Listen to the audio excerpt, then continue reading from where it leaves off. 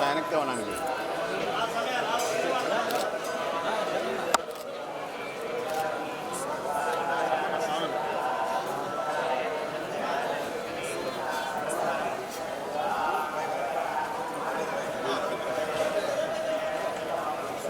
రాష్ట్రంలో అందరూ కూడా సుఖ సంతోషాలతో ఉండాలని, ముఖ్యంగా ఈ రాష్ట్రాన్ని గత 5 సంవత్సరాల్లో నష్టపోయిన నష్టాన్ని అంతా కూడా మరి ప్రజలకి ఆనందకరమైనటువంటి పరిపాలన అందించడానికి అన్ని రకాలుగా శక్తులు భగవంతుడు ముఖ్యమంత్రిగా నారా చంద్రబాబు నాయుడు గారికి, అలాగే ఉప ముఖ్యమంత్రి పవన్ కళ్యాణ్ గారికి, మొత్తం రాష్ట్రంలో ఉన్నటువంటి అందరికీ కూడా శక్తులు ఇవ్వాలని చెప్పి భగవంతుని ప్రార్థించడం జరుగుతుంది.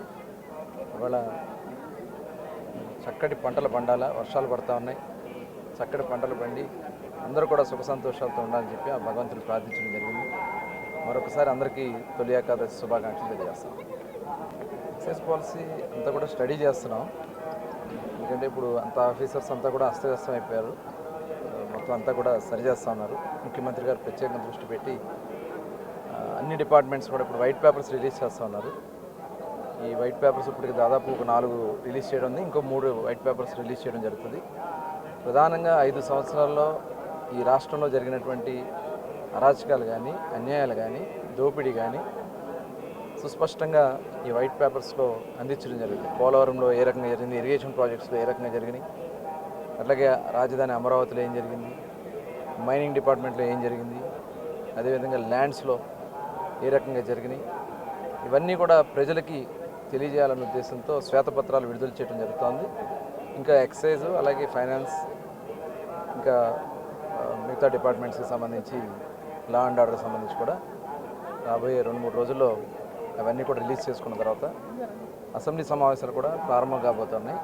అసెంబ్లీ సమావేశాలు కూడా పూర్తయిన తర్వాత టోటల్గా ఇవన్నీ కూడా ప్రక్షాళన చేసుకోవాల్సినటువంటి అవసరం ఉంది. అన్ని డిపార్ట్మెంట్స్ని కూడా వాళ్ళ స్వార్థ రాజకీయాల కోసం, స్వార్థ సంపాదన కోసం టోటల్ డిపార్ట్మెంట్లన్నీ కూడా భ్రష్టు పట్టించారు, అస్తవ్యస్తం చేశారు, సిస్టమ్ మొత్తం కూడా కొలాప్స్ చేశారు. దానివల్ల రాష్ట్ర అప్పుల పాలైపోయింది. ఇవాళ ఆఫీసర్స్ అందరూ కూడా చాలా దాంట్లో ఇన్వాల్వ్ అయిపోయి వాళ్ళు కూడా వాళ్ళ సచ్ఛిలతను కోల్పోయే పరిస్థితికి వచ్చింది. ఇవన్నీ కూడా కరెక్ట్ చేసుకోవాల్సినటువంటి అవసరం ఉంది. ఈ రాష్ట్రం కోసం, ఈ రాష్ట్ర ప్రజల కోసం రాబోయే 5 సంవత్సరాలు స్వచ్ఛమైన పరిపాలన అందించాలనేది చంద్రబాబు నాయుడు గారి యొక్క ఆలోచన. అందులో భాగంగానే మరి వాళ్ళ పెన్షన్స్ కూడా, పేదల కష్టాల్లో ఉన్నారు, వాళ్ళ కష్టాలని నెరవేర్చాలని చెప్పి 4,000 రూపాయలు పెన్షన్లు పెంచే దాంట్లో ఏప్రిల్ నుంచి కూడా కలుపుకుని ఏప్రిల్, మే, జూన్, జూలై ఫస్ట్ తారీఖున 7,000 రూపాయలు పెన్షన్స్ అందించడం అనేది ఒక చరిత్ర. దాదాపు 33,000 కోట్ల రూపాయల పైన వాళ్ళ ప్రజలకి ఇవాళ ఎవరైతే పనులు చేసుకోలేరో, వికలాంగులు, వితంతువులు, వృద్ధులు ఉన్నారో వాళ్ళందరికీ కూడా ఈ పెన్షన్ అందించడం జరుగుతుంది. చాలా పారదర్శకంగా ఇంటికి తీసుకెళ్ళి ఇవ్వడం జరుగుతుంది. ఇది కంటిన్యూ చేసుకోవాల్సినటువంటి అవసరం ఉంది. అదేవిధంగా మెగా డిఎస్సి మొన్న 3 సంతకాలు, ముఖ్యమంత్రి గారు 5 సంతకాలు ఏదైతే పెట్టారో అవన్నీ కూడా అమలు చేసుకోవాల్సినటువంటి అవసరం ఉంది.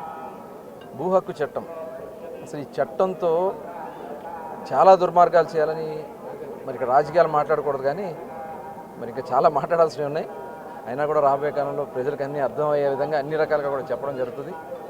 ఈ రాష్ట్రాన్ని కాపాడుకుందాం, మీరందరూ కూడా భాగస్వాములు కావాలి. మీరు ఇచ్చినటువంటి నమ్మకంతో నడపడానికి ముఖ్యమంత్రి గారు ఒక ప్రత్యేకంగా చాలా పారదర్శకంగా ఉండాలనే విధంగా వైట్ పేపర్స్ రిలీజ్ చేయడం జరుగుతుంది.